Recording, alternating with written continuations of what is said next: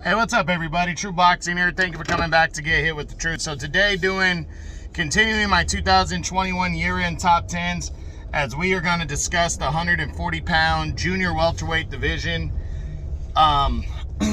Today's video is going to be on the dropouts, the guys that dropped out from last year's top 10 heading into this year's. But, 140 is a division on the rise. Josh Taylor this year became the undisputed champion, and it's still a solid division. This guy's just trying to make a name for themselves at 140. And, it's a solid, fun division to watch. It is. It's just not, doesn't have a ton of superstars. But I think we're going to get an injection of some good talent this year coming forward, and Teofimo Lopez is going to be fighting at 140 this year. So it should be pretty exciting. But let's jump into the dropouts from last year. The guys that dropped out of the top 10 after 2021. I'm sorry. We're going to go from lowest to highest.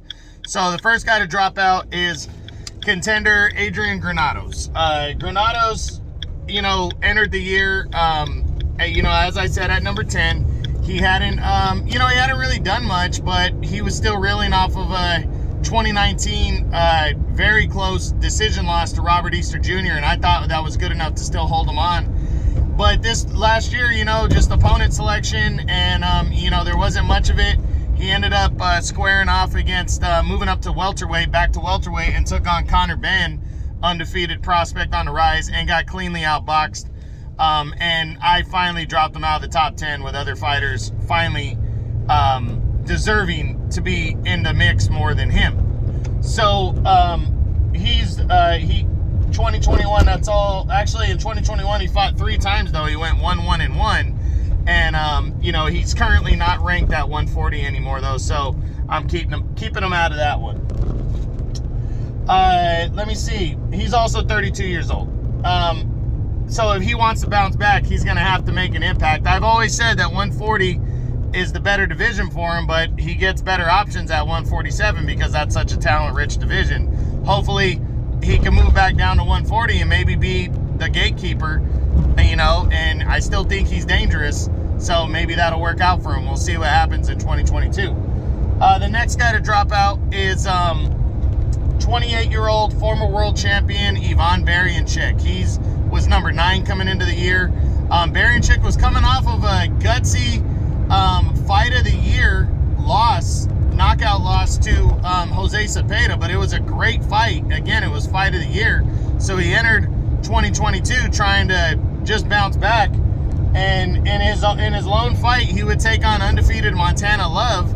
I believe it was on the Jake Paul and Tyrone Woodley 1 card, and on the undercard, and he ended up getting his ass whipped in that one. He fought Montana Love. He tried, but Montana Love just too good, too talented. He outboxed him, and he stopped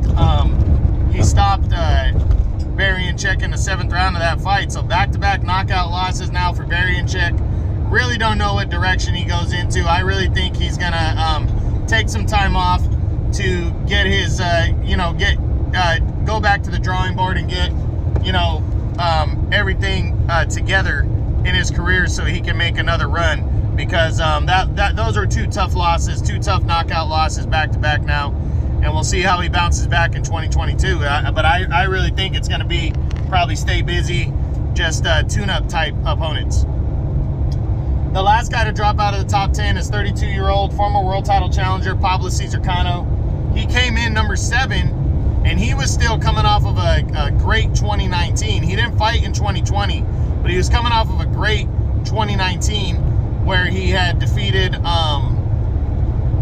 he had upset Jorge Linares, who was trying to make an impact at 140.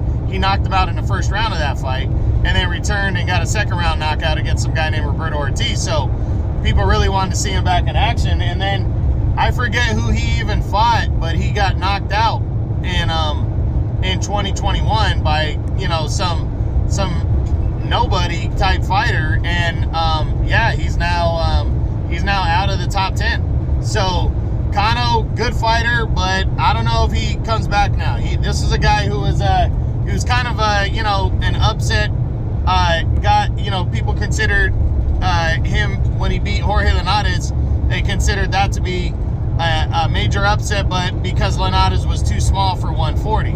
And now, I don't know if Kano can get himself back into the mix. You know, he could definitely be a gatekeeper type, which is what he was before the upset win. But we got to see if he's willing to come back and take on that role. We just don't know yet. But that's it.